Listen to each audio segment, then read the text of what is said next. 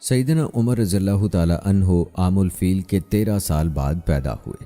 سیدنا عمر رضی اللہ تعالیٰ عنہ کا رنگ انتہائی سرخ و سفید تھا۔ رخسار، ناک اور آنکھیں نہایت خوبصورت، ہاتھ اور پاؤں بھاری تھے، بدن مضبوط، قد لمبا اور سر کے بال سامنے سے جھڑے ہوئے تھے۔ وہ لوگوں پر اس طرح فائق نظر آتے تھے جیسے وہ سوار ہوں اور لوگ پیدل چل رہے ہوں۔ وہ ایک طاقتور اور مضبوط انسان تھے۔ ان میں کسی کمزوری کے آثار نظر نہیں آتے تھے۔ وہ اپنی داڑھی کو مہندی لگاتے تھے۔ ان کی مونچھیں لمبی تھیں، چلتے تھے تو تیز تیز قدم اٹھاتے تھے، بلند آواز سے گفتگو کرتے، کسی کو مارتے تھے تو پوری قوت سے مارتے تھے۔ دوستو، اگر سیدنا عمر فاروق رضی اللہ تعالیٰ عنہ کے خاندان کے بارے میں بات کی جائے تو سیدنا عمر رضی اللہ تعالیٰ عنہ کے والد کا نام خطاب بن نفیل تھا۔ ان کے دادا نفیل بن عبد العزہ تھے۔ ان سے قریش اپنے فیصلے کراتے تھے۔ سیدنا عمر رضی اللہ تعالیٰ عنہ کی بیویوں، بیٹوں اور بیٹیوں کی تفصیل اس طرح ہے کہ انہوں نے زمانہ جاہلیت میں عثمان بن مظعون کی بہن زینب بنت مظعون سے شادی کی۔ اس کے بطن سے عبداللہ، عبد الرحمن اکبر اور حفصہ پیدا ہوئیں۔ انہوں نے ایک عورت ملکہ بنت جرول سے بھی شادی کی۔ اس کے بطن سے عبید اللہ پیدا ہوئے، پھر اسے صلح حدیبیہ کے زمانے میں طلاق دے دی۔ اس سے بعد میں ابو الجہم بن حذیفہ نے شادی کی۔ عمر رضی اللہ تعالیٰ عنہ نے ایک عورت قریبہ بنت ابو امیہ مخزومی سے بھی شادی کی، پھر اسے بھی صلح حدیبیہ کے زمانے میں طلاق دے دی۔ ان سے بعد میں عبد الرحمن بن ابی بکر نے شادی کر لی۔ آپ رضی اللہ تعالیٰ عنہ نے ام حکیم بنت حارث بن حشام سے بھی شادی کی۔ یہ شادی اس وقت ہوئی جب اس کے خاوند اکرمہ بن ابو جہل شام کے علاقے میں شہید ہو گئے۔ ان کے بطن سے فاطمہ پیدا ہوئیں، آپ نے اسے بھی طلاق دے دی۔ ایک روایت یہ ہے کہ طلاق نہیں دی۔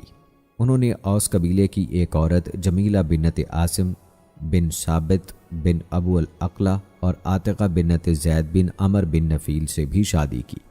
عاتقہ ان سے پہلے عبداللہ بن ابو بکر کے نکاح میں تھیں۔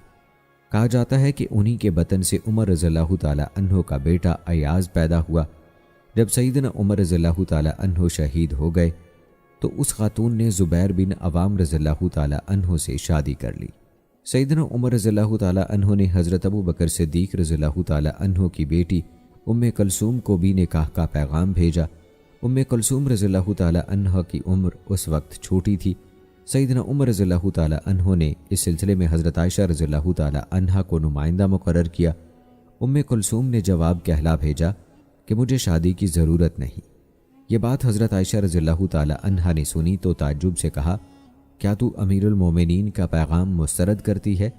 ام کلثوم نے جواب دیا، ہاں، کیونکہ سیدنا عمر رضی اللہ تعالیٰ عنہ سخت زندگی بسر کرنے والے ایک شخص ہیں۔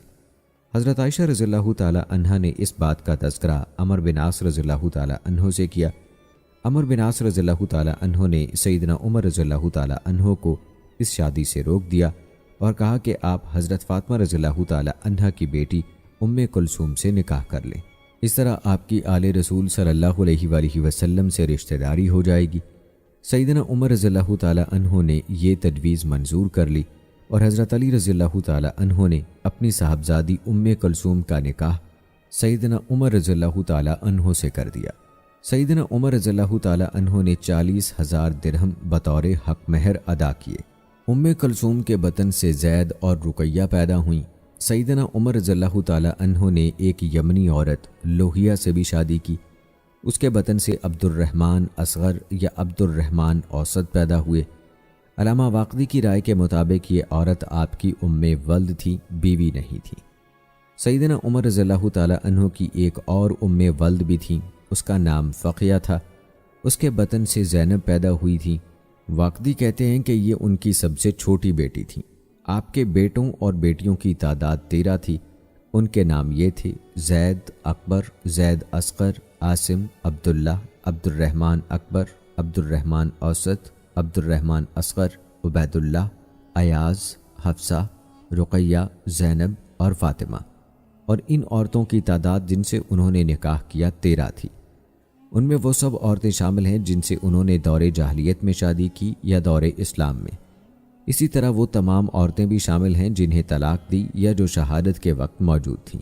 سیدنا عمر رضی اللہ تعالیٰ عنہ حصول اولاد کے لیے شادی کرتے تھے۔ وہ خود فرماتے ہیں، میں اپنی بیویوں سے جمع اس لیے کرتا ہوں کہ اللہ تعالیٰ مجھے اولاد عطا فرمائے، مجھے شہوت رانی کا شوق نہیں ہے۔ حصول اولاد کا مقصد پیش نظر نہ ہو تو مجھے کسی عورت کو دیکھنے کی بھی پرواہ نہیں۔ ایک اور موقع پر سیدنا عمر رضی اللہ تعالیٰ عنہ نے فرمایا، میں خود کو جمع پر اس لیے مجبور کرتا ہوں کہ ہو سکتا ہے مجھ سے ایسے افراد پیدا ہوں جو اللہ تعالیٰ کی تسبیح کریں اور اس کا ذکر جمیل کریں۔ اور دوستو، اگر آپ رضی اللہ تعالیٰ عنہ کے جاہلی دور کی بات کی جائے، یعنی اسلام سے پہلے دور کی بات کی جائے، تو سیدنا عمر رضی اللہ تعالیٰ عنہ نے اپنی زندگی کا بہت سا حصہ جاہلی دور میں بسر کیا اور دیگر قریشیوں کی طرح ہی نشو و نما پائی۔ ان کی ایک نمایاں خوبی یہ تھی کہ وہ پڑھنا لکھنا جانتے تھے اور ایسے افراد اہل مکہ میں گنے چنے ہی تھے۔ وہ بچپن ہی سے ذمہ دار فرد کی حیثیت اختیار کر گئے تھے۔ انہوں نے کٹھن حالات میں نشو و نما پائی۔ ان کے گھر میں خوشحالی کا دور دور تک نشان نہیں ملتا۔ ان کے باپ خطاب نے انہیں بچپن ہی سے سختی کے ساتھ اونٹ چرانے پر مامور کر دیا۔ یہی وہ زندگی کا سخت ترین مرحلہ تھا جس نے سیدنا عمر رضی اللہ تعالیٰ عنہ کی شخصیت پر بڑا گہرا اثر چھوڑا اور اس دور کو وہ زندگی بھر یاد کرتے رہے۔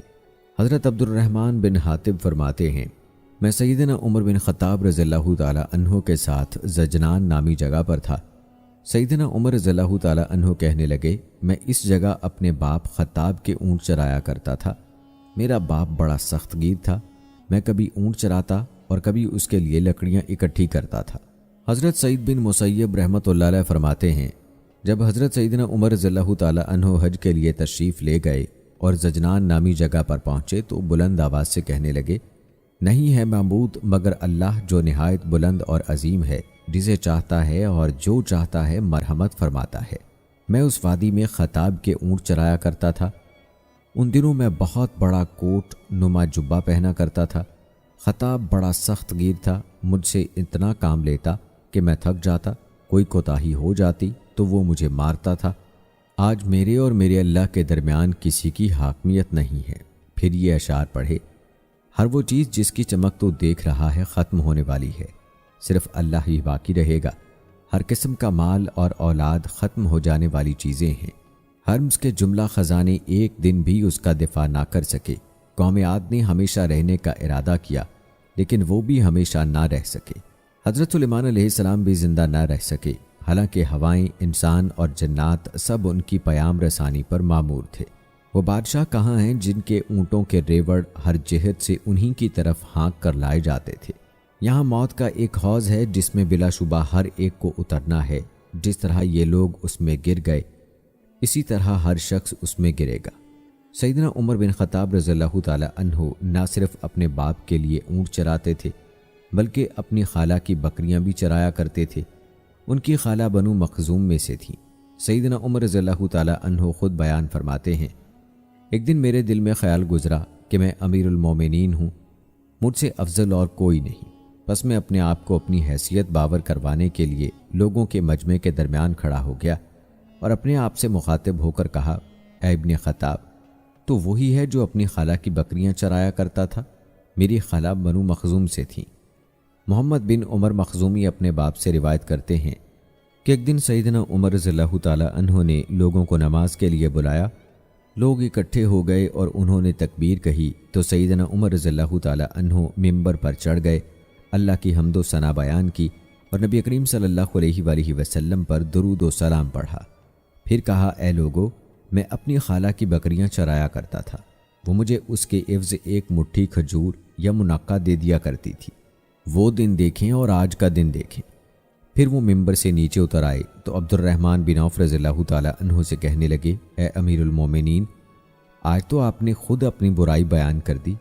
یہ سن کر عمر رضی اللہ تعالیٰ عنہ نے فرمایا، افسوس تیرے لیے اے ابن عوف، در حقیقت جب میں تخلیے میں تھا تو میرے دل میں خیال آیا کہ تو امیر المومنین ہے، تجھ سے بہتر اور افضل اور کون ہو سکتا ہے؟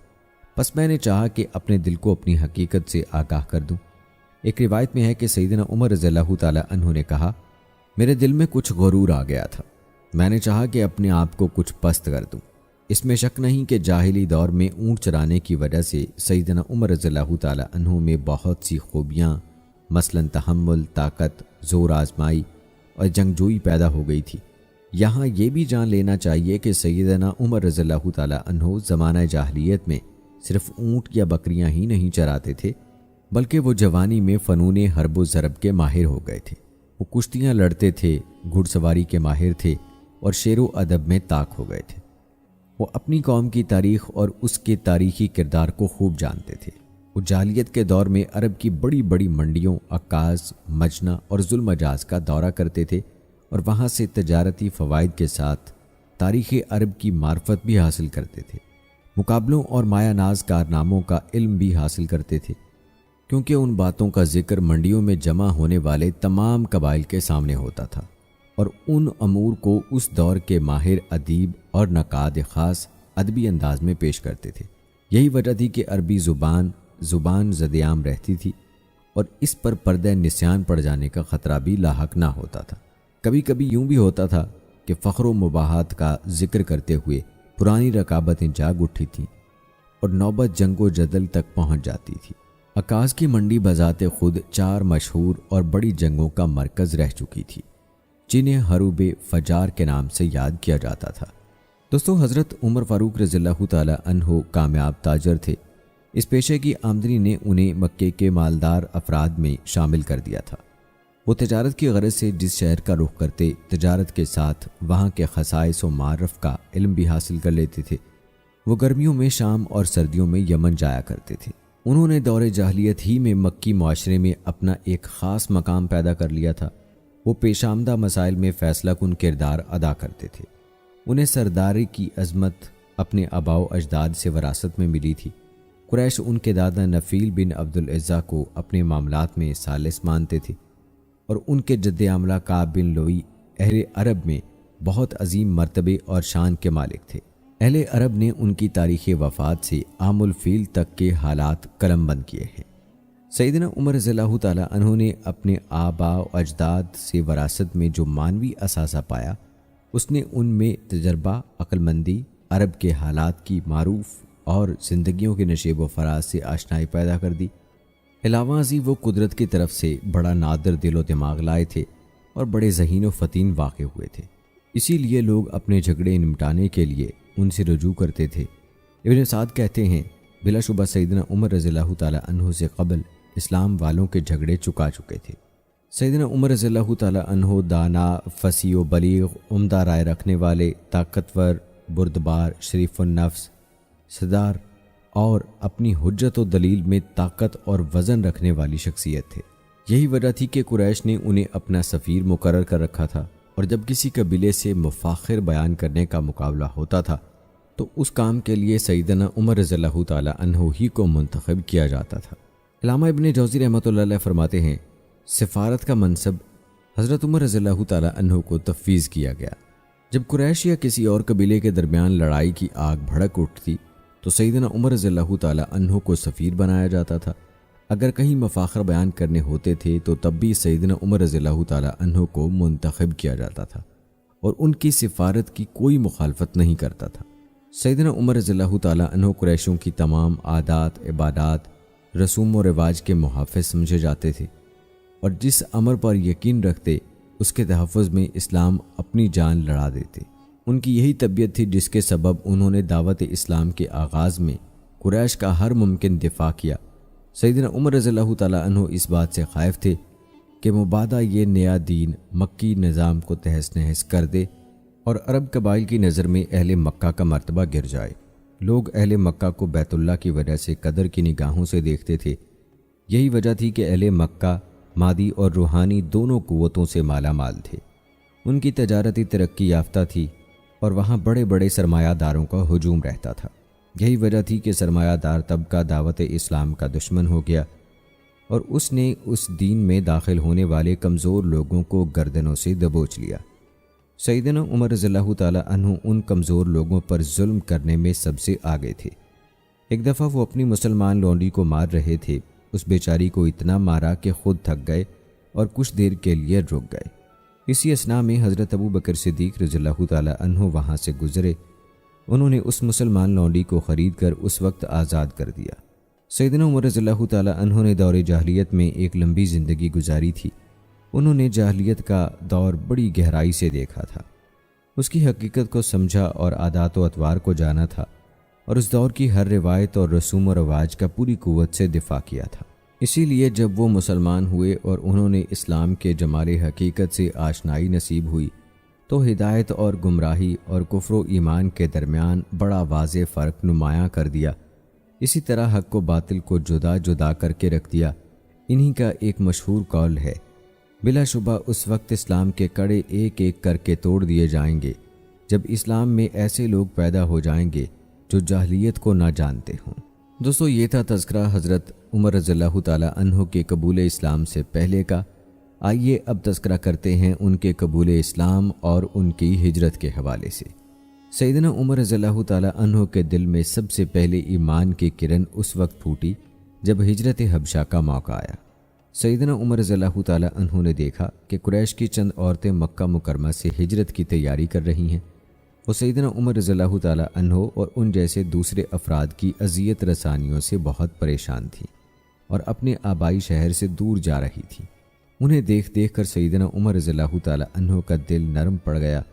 انہیں ان عورتوں پر رحم آیا، انہیں ان کے ضمیر نے ملامت کی اور ان عورتوں سے ایسی ہمدردانہ باتیں کیں کہ یہ خواتین سیدنا عمر رضی اللہ تعالیٰ عنہ سے ایسے سلوک کی ہرگز امید نہیں رکھتی تھیں۔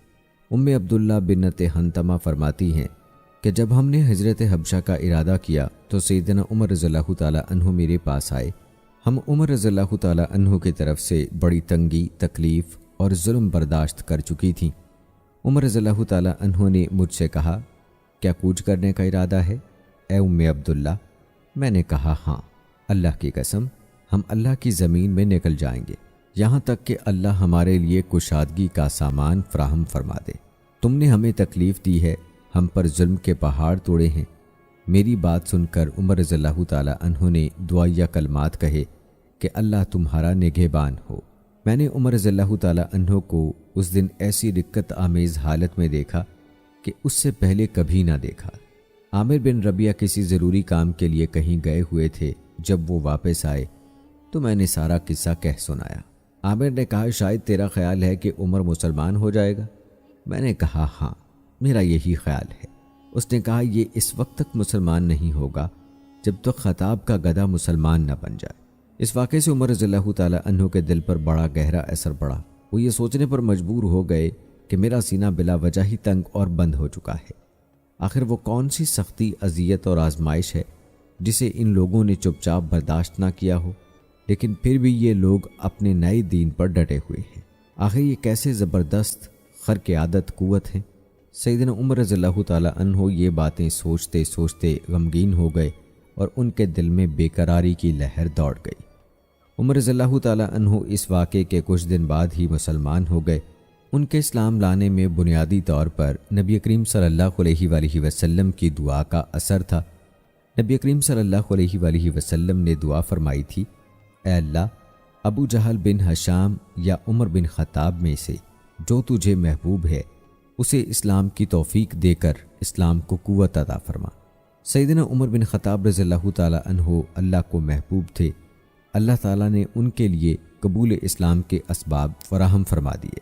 حضرت عبداللہ بن عمر رضی اللہ تعالیٰ عنہ فرماتے ہیں، سیدنا عمر رضی اللہ تعالیٰ عنہ کی زبان سے جب بھی یہ جملہ نکلتا کہ میرا گمان اس طرح ہے تو وہ گمان سچ ثابت ہو جاتا۔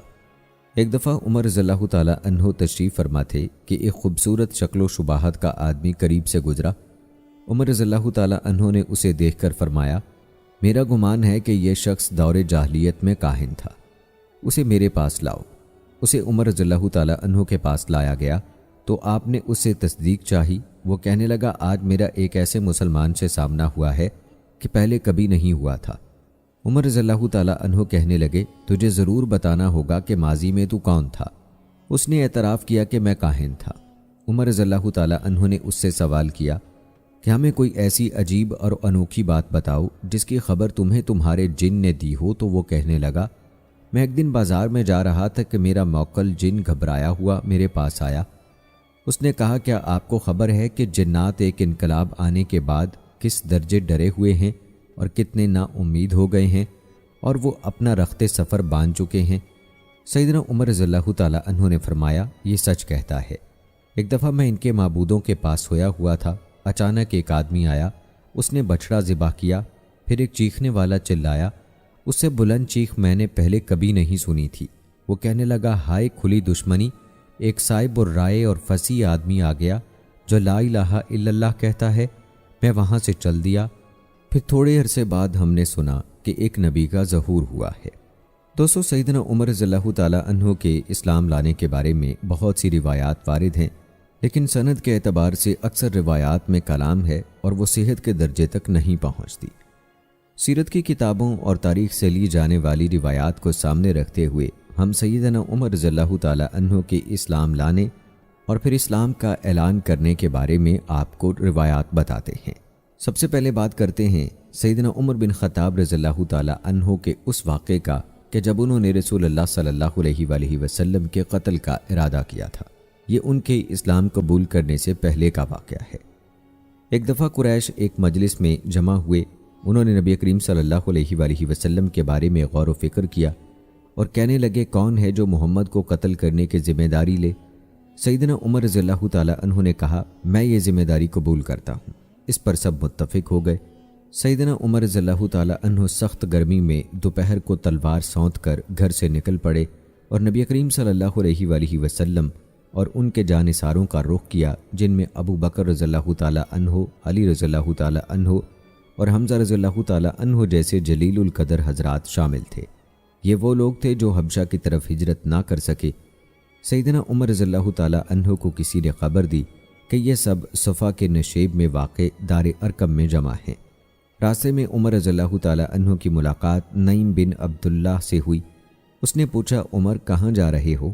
عمر رضی اللہ تعالیٰ عنہ نے کہا میں اس بے دین کو قتل کرنے جا رہا ہوں جس نے قریش میں تفرقہ ڈالنے کی کوشش کی ہے، ان کی عقلوں کو ناقص گردانا ہے، ان کے دین میں عیب نکالے ہیں اور ان کے معبودوں کو گالی دی ہے۔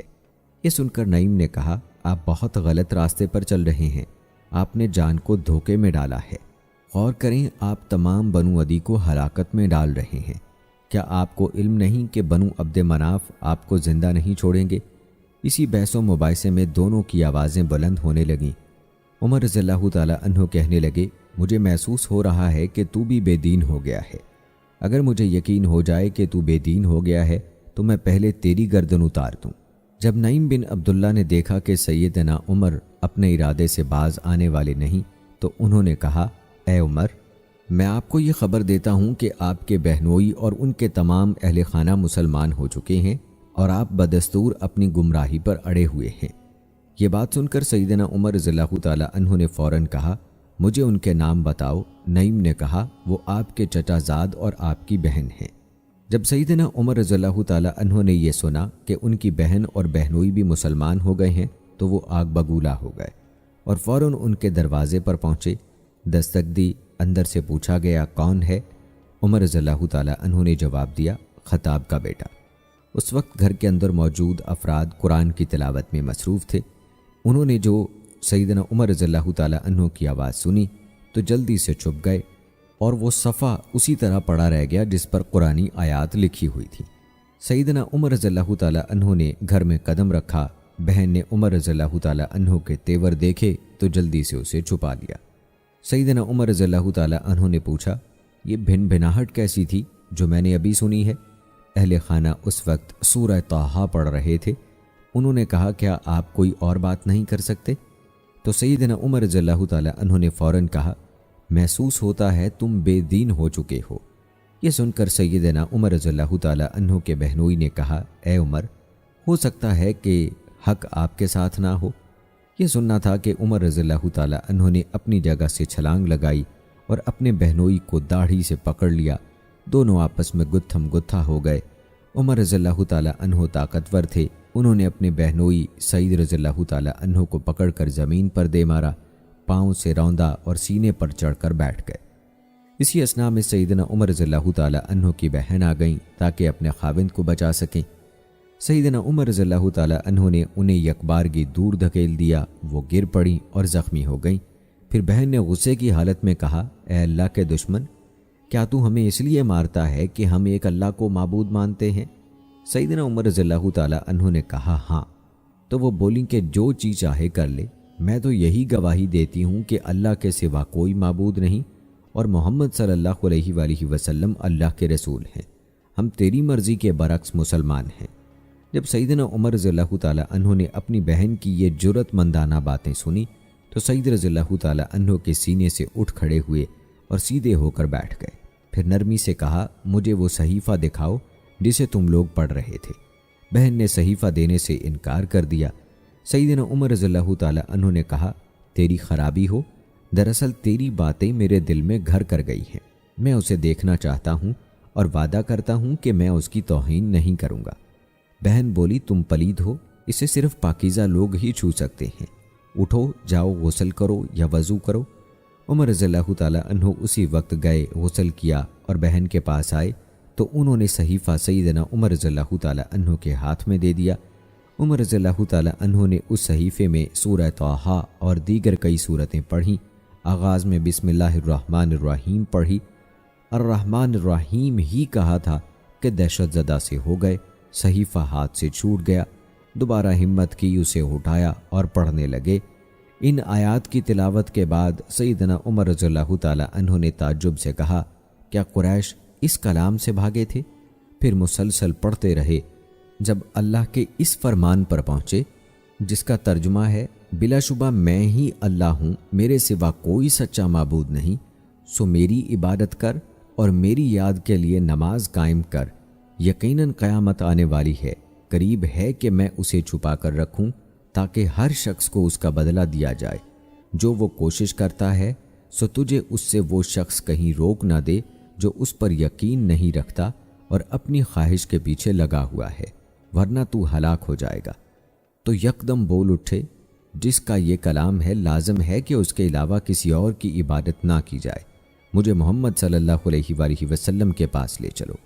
تو دوستو، جو ہی خباب رضی اللہ تعالیٰ عنہ نے سیدنا عمر رضی اللہ تعالیٰ عنہ کی زبان سے یہ الفاظ سنے، وہ پردے سے باہر آ گئے۔ وہ سیدنا عمر رضی اللہ تعالیٰ عنہ کی دستک سنتے ہی چھپ گئے تھے۔ انہوں نے کہا، اے عمر، خوش ہو جائیے، میرا خیال ہے کہ نبی کریم صلی اللہ علیہ وآلہ وسلم نے سوموار کے دن جو دعا فرمائی تھی وہ آپ کے حق میں قبول ہو گئی ہے۔ آپ صلی اللہ علیہ وآلہ وسلم نے دعا کی تھی، اے اللہ، ابو جہل بن ہشام یا عمر بن خطاب میں سے جو تیرا محبوب ہو اس کے ذریعے سے اسلام کو تقویت عطا فرما۔ سیدنا عمر رضی اللہ تعالیٰ عنہ نے کہا، بس اب مجھے نبی علیہ السلام کے پاس لے چلو۔ جب ان کی بہن بہنوئی اور حضرت خباب بن ارت رضی اللہ تعالیٰ عنہ نے عمر رضی اللہ تعالیٰ عنہ کے لہجے کی سچائی پہچان لی تو کہا، محمد صلی اللہ علیہ وآلہ وسلم کوہ صفا کی نچلی جانب تشریف فرما ہے۔ سیدنا عمر رضی اللہ تعالیٰ عنہ نے اپنی تلوار سونتی، دار ارقم پہنچے اور دروازہ کھٹکھٹایا۔ وہاں موجود لوگوں نے سیدنا عمر رضی اللہ تعالیٰ عنہ کی آواز سنی تو گھبرا گئے۔ کوئی بھی آگے بڑھ کر دروازہ کھولنے کی جرأت نہ کر سکا، کیونکہ سب جانتے تھے کہ عمر رضی اللہ تعالیٰ عنہ اسلام اور پیغمبر کے کس قدر خلاف ہیں، کیونکہ اس وقت ایمان نہیں لائے تھے۔ لوگوں کو خوف زدہ دیکھ کر سیدنا حمزہ رضی اللہ تعالیٰ عنہ آگے بڑھے، پوچھا، کون ہے؟ انہوں نے کہا، عمر آیا ہے۔ حضرت حمزہ رضی اللہ تعالیٰ عنہ نے فرمایا، دروازہ کھول دو، اگر اللہ کی طرف سے اس کے نصیب میں بھلائی لکھی ہے تو وہ مسلمان ہو جائے گا، وگرنہ اسے قتل کرنا کوئی مشکل کام نہ ہوگا۔ لوگوں نے دروازہ کھول دیا تو حضرت حمزہ رضی اللہ تعالیٰ عنہ اور ایک اور صحابی نے سیدنا عمر رضی اللہ تعالیٰ عنہ کے دونوں کندھے جکڑ لیے اور رسول اللہ صلی اللہ علیہ وآلہ وسلم کی خدمت میں پیش کیا۔ آپ صلی اللہ علیہ وآلہ وسلم نے انہیں چھوڑنے کا حکم دیا اور بنفس نفیس اٹھ کر آگے بڑھے اور اپنے دست مبارک سے سیدنا عمر رضی اللہ تعالیٰ عنہ کی کمر اور چادر پکڑ کر جھنجھوڑا اور دریافت فرمایا، اے ابن خطاب، کس ارادے سے آئے ہو؟ اللہ کی قسم، مجھے محسوس ہوتا ہے کہ تم اس وقت تک اپنی حرکتوں سے باز نہ آؤ گے جب تک اس اللہ کی طرف سے تم پر کوئی بڑی آفت نہ آن پڑے۔ سیدنا عمر رضی اللہ تعالیٰ عنہ کہنے لگے، اے اللہ کے رسول، میں تو اللہ اور اس کے رسول اور اللہ کی کتاب پر ایمان لانے کے لیے حاضر ہوا ہوں۔ یہ سن کر اللہ کے رسول صلی اللہ علیہ وآلہ وسلم نے اللہ اکبر کہا۔ अब सब समझ गए कि सैयदना उमर रज़ियल्लाहु ताला अन्हो भी दारा इस्लाम में दाखिल हो गए हैं। सैयदना उमर रज़ियल्लाहु ताला अन्हो के ईमान लाने के बाद सब मुसलमानों को यकीन हो गया कि सैयदना हमज़ा और सैयदना उमर रज़ियल्लाहु ताला अन्हो की मैयत में अब वो मजबूत हो गए हैं और अब वो अल्लाह के रसूल सल्लल्लाहु अलैहि वसल्लम का दिफा भी कर सकते हैं और हर किस्म के दुश्मन से बदला भी ले सकते हैं। लिहाजा वहाँ से सब निकल खड़े हुए। दोस्तों, सैयदना उमर रज़ियल्लाहु ताला अन्हो दिल की गहराइयों से दायरा इस्लाम में दाखिल हुए थे। अब वो अपनी पूरी कुव्वत इस्लाम के लिए सर्फ करना चाहते थे। उन्होंने पूछा, ए अल्लाह के रसूल, क्या हम हक पर नहीं हैं? क्या हमारी मौत और ज़िंदगी हक से वाबस्ता नहीं है? नबी करीम सल्लल्लाहु अलैहि वसल्लम ने जवाब दिया, क्यों नहीं, अल्लाह की कसम, बिलाशुबा तुम जिंदा रहो या मौत आ जाए, तुम हक पर हो। इस पर सैयदना उमर रज़ियल्लाहु ताला अन्हु ने कहा, तो फिर चुप कर रहने का क्या मतलब? अल्लाह की कसम, जिसने आपको हक के साथ भेजा है, आज आप खुलकर सामने आ जाएं। दूसरी तरफ रसूलुल्लाह सल्लल्लाहु अलैहि वसल्लम यही ख्याल फरमा रहे थे, खुलकर सामने आने का वक्त आन पहुंचा है। अब इस्लामी दावत मजबूत हो चुकी है और ईमान वाले अपना दिफा कर सकते हैं। आप सल्लल्लाहु अलैहि वसल्लम ने दारे अरकम से निकलने का ऐलान फरमा दिया। नबी सल्लल्लाहु अलैहि वसल्लम जानिसारों की दो कतारों के दरमियान वहाँ से निकले। एक कतार में सैयदना उमर और दूसरी में हज़रत हमज़ा रज़ियल्लाहु ताला अन्हु थे और उस काफ़िले के चलने से गुबार उड़ रहा था। इसी तरह चलते चलते सब मस्जिद हराम में दाखिल हो गए। कुरैश की नज़रें सैयदना उमर रज़ियल्लाहु ताला अन्हु और हमज़ा रज़ियल्लाहु ताला अन्हु पर जम कर रह गईं। वो इतने रंजीदा हुए कि पहले कभी ना हुए थे। उस दिन नबी करीम सल्लल्लाहु अलैहि वसल्लम ने सैयदना उमर रज़ियल्लाहु ताला अन्हु को फ़ारूक का लक़ब अता फरमाया। अल्लाह ताला ने इस्लाम और अहले इस्लाम को सैयदना उमर बिन ख़त्ताब रज़ियल्लाहु ताला अन्हु के ज़रिए से शान व शौकत अता फरमा दी। एक ऐसा शख्स जिसमें तकब्बुर और जुल्म व सितम भरा हुआ था, जिसे कोई ज़ेर न कर सका था, अल्लाह ताला ने अपने फ़ज़ल से उसके और हमज़ा रज़ियल्लाहु ताला अन्हु के ज़रिए से तमाम असहाबे रसूल के तहफ़्फ़ुज़ का इंतज़ाम फरमा दिया। सैयदना उमर रज़ियल्लाहु ताला अन्हु जब अपने इस काफ़िले के साथ मुशरिकीन के पास पहुँचे तो उन्हें चैलेंज किया, उनसे लड़ाई लड़ी और तमाम मुसलमानों के लिए बैतुल्लाह के सामने नमाज पढ़ने का मौका फ़राहम किया। सैयदना उमर रज़ियल्लाहु ताला अन्हु ने मुशरिकीन को गमज़दा कर दिया। वो ख़ुद फरमाते हैं, मेरा दिल चाहता था कि मैं कुफर के सरदारों को अपने इस्लाम लाने की खबर दे दूं। मैं अपने मामू अबू जाहल के घर पहुंचा। वो मक्का का सरदार था। उसके दरवाजे पर दस्तक दी। उसने पूछा, कौन है? मैंने कहा, ख़त्ताब का बेटा। ये सुनकर वो बाहर निकला। मैंने उससे पूछा, क्या तुझे मालूम है कि मैं अपना पहला दीन छोड़ चुका हूँ? उसने हैरत से पूछा, क्या वाकई तूने ऐसा किया है? मैंने कहा, हाँ। तो उसने कहा, ऐसा हरगिज़ ना करना। मैंने कहा, मैं तो ऐसा ही करूँगा। अबू जहल दोबारा यही अल्फाज कहता हुआ दरवाज़ा बंद करके अंदर चला गया। मैंने सोचा इतना काफ़ी नहीं है। मैं एक और सरदार के दरवाजे पर पहुंचा। दरवाज़ा खटखटाया। अंदर से पूछा गया, कौन है? मैंने कहा, ख़त्ताब का बेटा। वो बाहर आया तो मैंने कहा, क्या तुझे खबर है कि मैं अपना पहला दीन छोड़ चुका हूँ? उसने कहा, क्या वाकई तूने ऐसा किया है? मैंने कहा, हाँ। उसने कहा, ऐसा मत करना।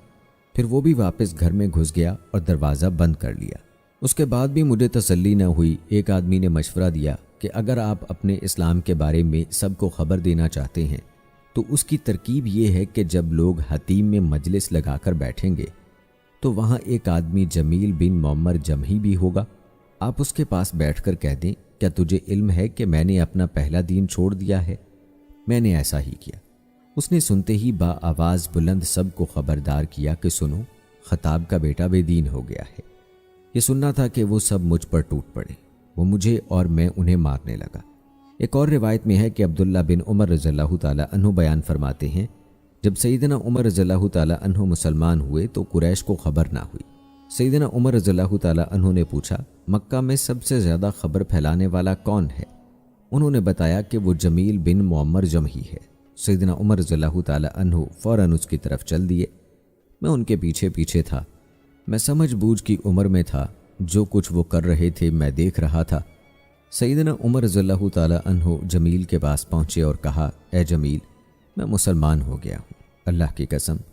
ये सुनना था कि उसने सैयदना उमर रज़ियल्लाहु ताला अन्हु से कोई बात ही ना की। वो फ़ौरन अपनी चादर घसीटता हुआ खड़ा हुआ। सैयदना उमर रज़ियल्लाहु ताला अन्हु उसके पीछे और मैं उमर रज़ियल्लाहु ताला अन्हु के पीछे था। वो मस्जिद हराम के दरवाजे पर पहुंचा और चिल्ला चिल्ला कर कहने लगा, ए कुरैशियो, खबरदार हो जाओ, खताब का बेटा बेदीन हो गया है। लोग काबा के गिर्द अपनी मजलिसों में बैठते थे। सैयदना उमर रज़ियल्लाहु ताला अन्हु ने जब उसकी बात सुनी तो बोले, ये झूठ बोलता है, मैं बेदीन नहीं हुआ बल्कि मुसलमान हुआ हूँ और मैं गवाही देता हूँ कि अल्लाह के अलावा कोई माबूद नहीं और मोहम्मद सल्लल्लाहु अलैहि वसल्लम अल्लाह के रसूल हैं। ये सुनकर वो सब फ़ौरन सैयदना उमर रज़ियल्लाहु ताला अन्हु की तरफ बढ़े। सैयदना उमर रज़ियल्लाहु ताला अन्हु ने उतबा बिन रबिया को पकड़कर ज़मीन पर दे मारा। उसके सीने पर चढ़कर बैठ गए और उसे मारने लगे। उन्होंने अपनी उंगलियां उसकी आंखों में घुसा दी। उतबा दर्द के मारे चिल्लाने लगा। लोग पीछे हट गए। सैयदना उमर रज़ियल्लाहु ताला अन्हु खड़े हो गए। जो भी आगे बढ़ने की जुर्रत करता तो कोई ना कोई सरदार उसे मना कर देता। आहिस्ता आहिस्ता सब डर के मारे पीछे हट गए। सैयदना उमर रज़ियल्लाहु ताला अन्हु ने इन तमाम मजालिस में, जिनमें वो ज़माना कुफ़र में बैठा करते थे, अपने कबूल इस्लाम का ऐलान किया। एक रिवायत में है कि सैयदना उमर रज़ियल्लाहु ताला अन्हु लोगों से मुसलसल लड़ते रहे, यहाँ तक कि सूरज सर पर पहुँच गया। फिर सैयदना उमर रज़ियल्लाहु ताला अन्हु कुछ नरम पड़ गए और बैठ गए। लोग उनके पास खड़े थे। उन्होंने कहा, जो तुम्हारे जी में आए करो, बस अल्लाह की कसम, अगर हम 300 आदमी होते, या तो तुम हमारे लिए मैदान छोड़ देते या हम तुम्हारे लिए छोड़ देते। इसी दौरान में एक आदमी रेशमी हुल्ला और कढ़ाई वाली कमीज़ पहने हुए वहाँ आया और पूछने लगा, क्या मामला है? लोगों ने कहा, इब्ने खताब बेदीन हो गया है। तो उसने कहा, फिर क्या हुआ? एक आदमी अपने लिए अपनी मर्जी से कोई दीन पसंद कर लिया है तो तुम्हें क्या तुम्हें यह ख्याल ना आया कि तुमसे बनी अदी अपने आदमी का इंतकाम लेंगे? ये बात सुनते ही लोग यकबारगी सैयदना उमर रज़ियल्लाहु ताला अन्हु को छोड़कर पीछे हट गए। मैंने अपने बाप सैयदना उमर रज़ियल्लाहु ताला अन्हु से मदीने में आकर पूछा, अब्बा जान, वो कौन आदमी था जिसने उस दिन लोगों को आपसे दूर हटाया था? सैयदना उमर रज़ियल्लाहु ताला अन्हु ने कहा, बेटा, वो आस बिन वाइल साहमी था। अल्लाह ताला ने इस्लाम और अहले इस्लाम को सैयदना उमर बिन खताब रज़ियल्लाहु ताला अन्हु के ज़रिए से शान व शौकत अता फरमा दी। एक ऐसा शख्स जिसमें तकब्बुर और जुल्म व सितम भरा हुआ था, जिसे कोई ज़ेर न कर सका था, अल्लाह ताला ने अपने फ़ज़ल से उसके और हमज़ा रज़ियल्लाहु ताला अन्हु के ज़रिए से तमाम असहाबे रसूल के तहफ़्फ़ुज़ का इंतज़ाम फरमा दिया। सैयदना उमर रज़ियल्लाहु ताला अन्हु जब अपने इस काफ़िले के साथ मुशरिकीन के पास पहुँचे तो उन्हें चैलेंज किया, उनसे लड़ाई लड़ी और तमाम मुसलमानों के लिए बैतुल्लाह के सामने नमाज पढ़ने का मौका फ़राहम किया। सैयदना उमर रज़ियल्लाहु ताला अन्हु ने मुशरिकीन को गमज़दा कर दिया।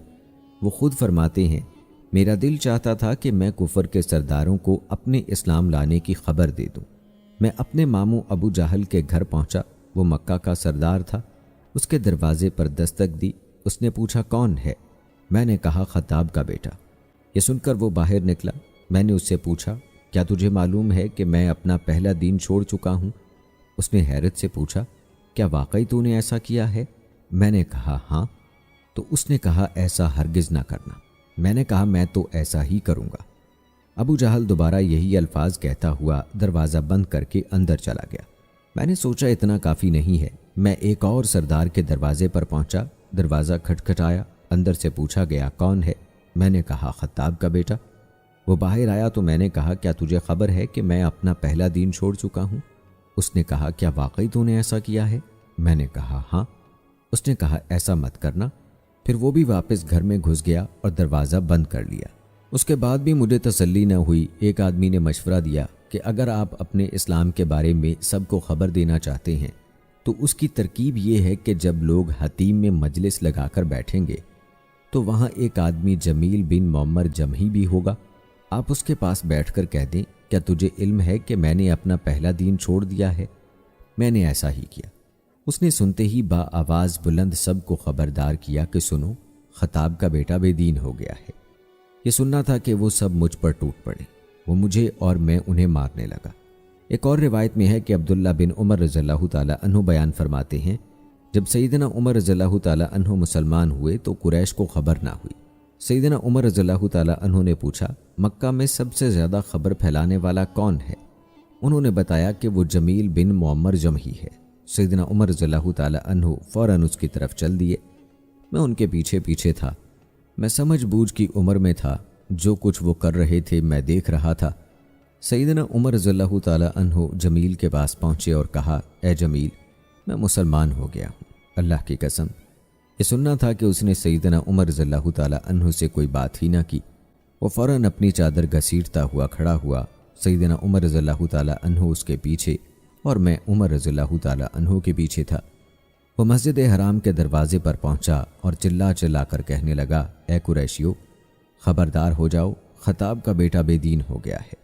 لوگ کعبہ کے گرد اپنی مجلسوں میں بیٹھتے تھے۔ سیدنا عمر رضی اللہ تعالی عنہ نے جب اس کی بات سنی تو بولے، یہ جھوٹ بولتا ہے، میں بے دین نہیں ہوا بلکہ مسلمان ہوا ہوں، اور میں گواہی دیتا ہوں کہ اللہ کے علاوہ کوئی معبود نہیں اور محمد صلی اللہ علیہ وآلہ وسلم اللہ کے رسول ہیں۔ یہ سن کر وہ سب فوراً سیدنا عمر رضی اللہ تعالی عنہ کی طرف بڑھے۔ سیدنا عمر رضی اللہ تعالی عنہ نے عتبہ بن ربیعہ کو پکڑ کر زمین پر دے مارا۔ اس کے سینے پر چڑھ کر بیٹھ گئے اور اسے مارنے لگے۔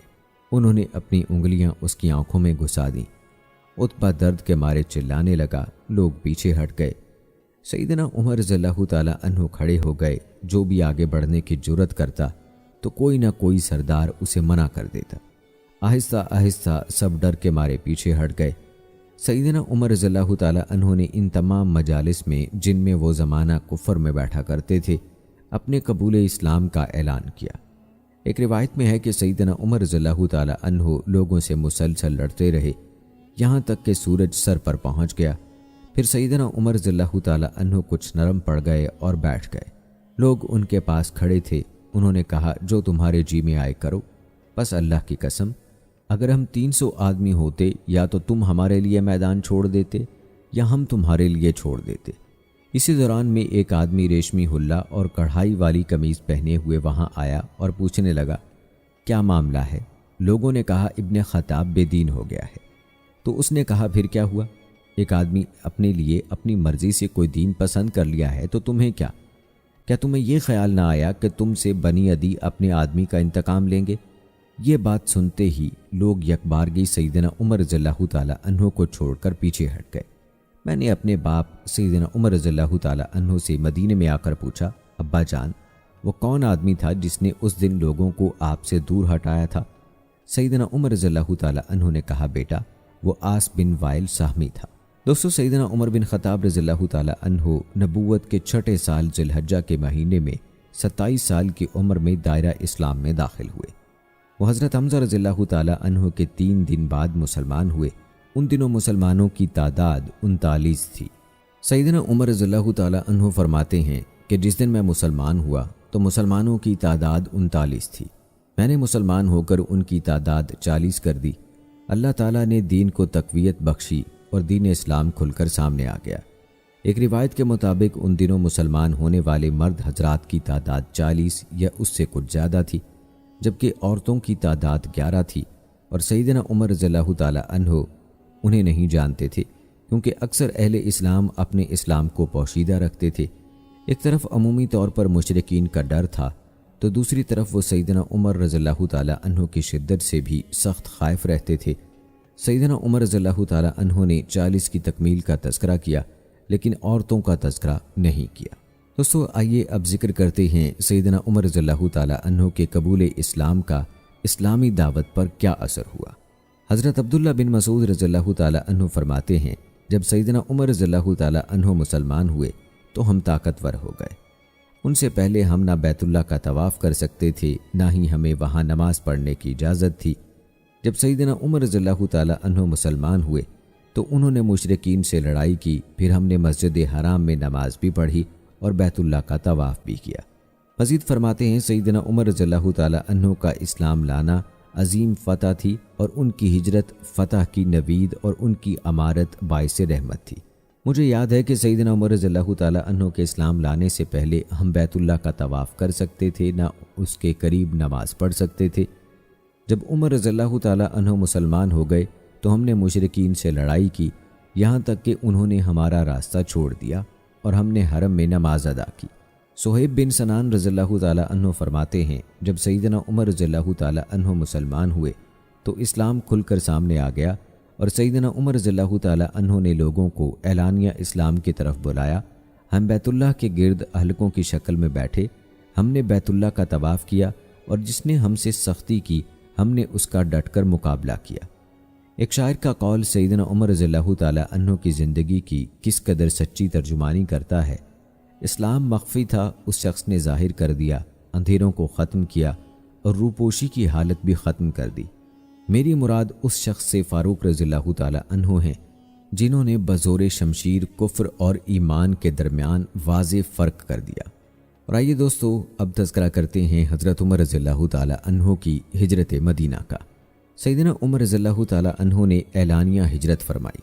حضرت ابن عباس رضی اللہ تعالیٰ عنہ فرماتے ہیں مجھے حضرت علی رضی اللہ تعالیٰ عنہ نے بتایا کہ سیدنا عمر بن خطاب رضی اللہ تعالیٰ عنہ وہ شخص ہیں جنہوں نے اعلانیہ ہجرت فرمائی جبکہ باقی تمام مہاجرین نے خفیہ ہجرت کی۔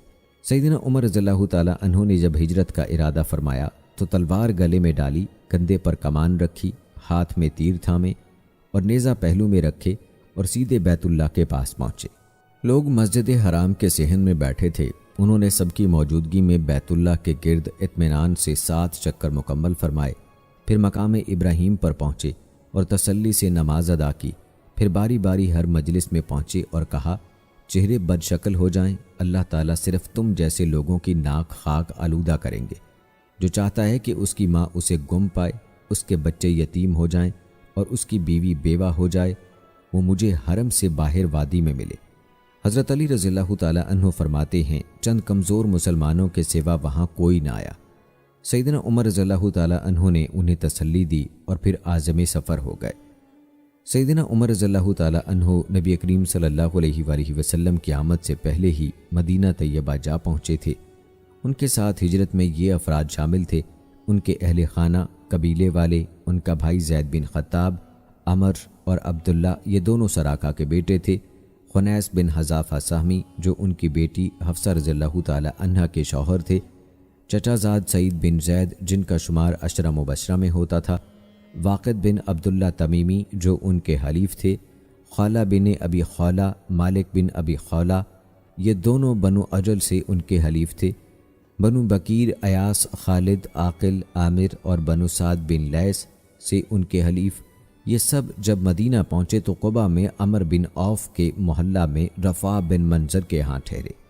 برا بن عازب رضی اللہ تعالیٰ عنہ فرماتے ہیں سب سے پہلے ہمارے پاس مصعب بن عمیر رضی اللہ تعالیٰ عنہ اور عبداللہ بن ام مکتوم رضی اللہ تعالیٰ عنہ آئے، وہ لوگوں کو قرآن کی تعلیم دیتے تھے، پھر بلال، سعید اور عمار بن یاسر رضی اللہ تعالیٰ عنہ آئے، پھر سیدنا عمر رضی اللہ تعالیٰ عنہ 20 آدمیوں کے ہمراہ تشریف لائے، بعد ازاں نبی کریم صلی اللہ علیہ وآلہ وسلم تشریف لائے۔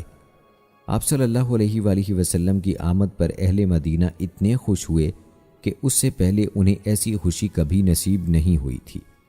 سیدنا عمر رضی اللہ تعالیٰ عنہ اپنے افعال و اقوال کے ذریعے سے دین اسلام اور عقیدہ توحید کی خدمت میں مصروف ہو گئے۔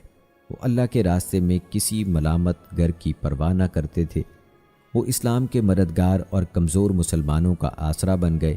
وہ بہت سے مسلمانوں کو ساتھ لے کر مکہ سے مدینہ پہنچے اور ان کے ساتھ ان کے اہل خانہ اور خلفاء کی کثیر تعداد بھی تھی۔ سیدنا عمر رضی اللہ تعالیٰ عنہ نے بہت سے ایسے افراد کی ہجرت میں مدد فرمائی جو ہجرت تو کرنا چاہتے تھے لیکن کسی انجانی آزمائش اور فتنے کے ڈر سے رکے ہوئے تھے۔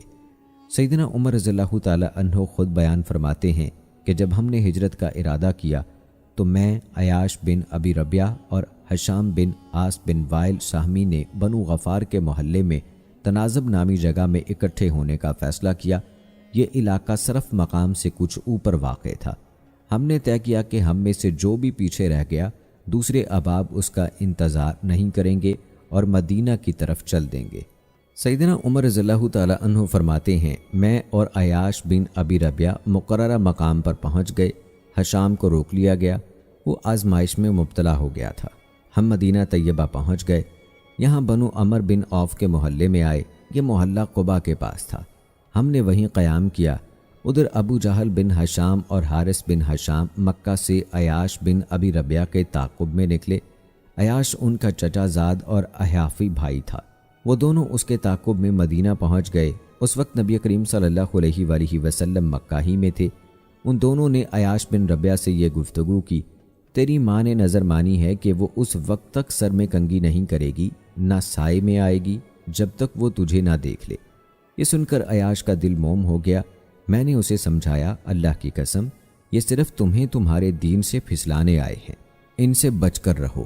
اللہ کی قسم تمہاری ماں کو جب سر کی جوئیں تنگ کریں گی اور مکہ کی شدید دھوپ بے قرار کر دے گی تو وہ کنگھی بھی کرے گی اور سائے میں بھی آ جائے گی۔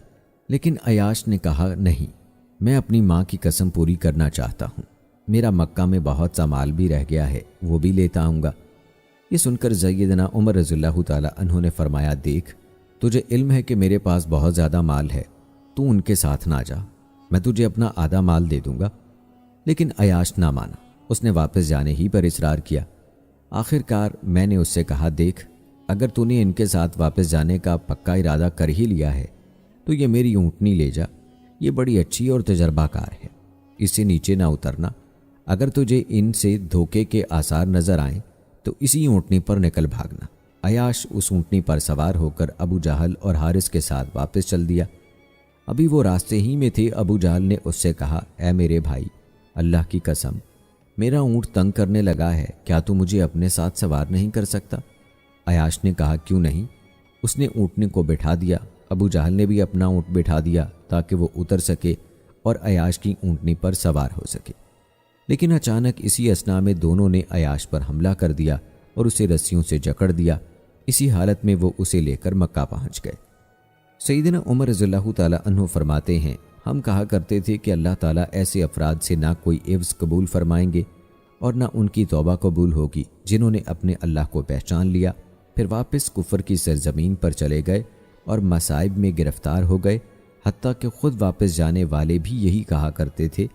جب نبی کریم صلی اللہ علیہ وآلہ وسلم مدینہ منورہ تشریف لے آئے تو اللہ تعالیٰ نے اس ضمن میں آیات نازل فرمائی، جس کا ترجمہ ہے، کہہ دیجئے، اے میرے بندو، جنہوں نے اپنی جانوں پر زیادتی کی، اللہ کی رحمت سے نا امید نہ ہو جاؤ، بے شک اللہ سب کے سب گناہ بخش دیتا ہے، بے شک وہی تو بے حد بخشنے والا نہایت رحم والا ہے، اور اپنے رب کی طرف پلٹ آؤ اور اس کے مطیع ہو جاؤ، اس سے پہلے کہ تم پر عذاب آ جائے، پھر تمہاری مدد نہیں کی جائے گی، اور اس سب سے اچھی بات کی پیروی کرو جو تمہارے رب کی جانب سے تمہاری طرف نازل کی گئی ہے، اس سے پہلے کہ تم پر اچانک عذاب آ جائے اور تمہیں شعور بھی نہ ہو۔ سیدنا عمر رضی اللہ تعالی عنہ فرماتے ہیں کہ میں نے یہ آیات اپنے ہاتھ سے ایک کاغذ پر لکھیں اور اسے حشام بن عاص کی طرف ارسال کر دیا۔ حشام کہتے ہیں، جب میرے پاس وہ کاغذ پہنچا تو میں ذی طوا میں تھا۔ میں ان آیات کو پڑھ رہا تھا اور ان پر غور کرنے کی کوشش کر رہا تھا کہ یہ کون لوگ ہو سکتے ہیں۔ میں نے اللہ تعالیٰ سے دعا کی، اے اللہ مجھے ان آیات کا مطلب اور مصداق سمجھا دے۔ اللہ تعالیٰ نے میرے دل میں یہ بات ڈال دی کہ یہ آیات تو ہمارے ہی بارے میں نازل ہوئی ہیں اور یہ وہی باتیں ہیں جو ہم اپنے بارے میں کہتے تھے اور دیگر لوگ بھی کہا کرتے تھے۔ حشام کہتے ہیں، میں فوراً اپنے اونٹ کے پاس پہنچا، اس پر سوار ہوا اور سوئے مدینہ چل پڑا اور نبی کریم صلی اللہ علیہ وآلہ وسلم کی خدمت میں جا پہنچا۔ دوستو، یہ واقعہ ہجرت سیدنا عمر رضی اللہ تعالی عنہ کی ذہانت کا آئینہ دار ہے۔ انہوں نے اپنے دونوں ساتھیوں عیاش بن ابی ربیہ اور حشام بن عاص بن وائل سہمی کے ساتھ مل کر کتنا کامیاب پروگرام بنایا۔ یہ تینوں فرد جدا جدا قبیلے سے تعلق رکھتے تھے اور جس مقام پر اکٹھا ہونا طے پایا وہ مکہ سے بہت دور طریقے مدینہ پر حرم کی حدود سے باہر تھا۔ انہوں نے وقت اور جگہ کا تعین کیا اور کہا کہ اگر کوئی فرد وہاں نہ پہنچ پائے تو باقی دونوں ساتھی بلا انتظار روانہ ہو جائیں، کیونکہ نہ آنے والا ساتھی ضرور روک لیا گیا ہوگا۔